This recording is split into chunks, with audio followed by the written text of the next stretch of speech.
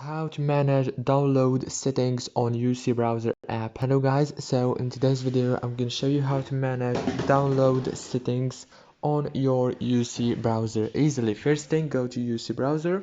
Now this is the home page, as you can see right here. Now go down and click on those three lines.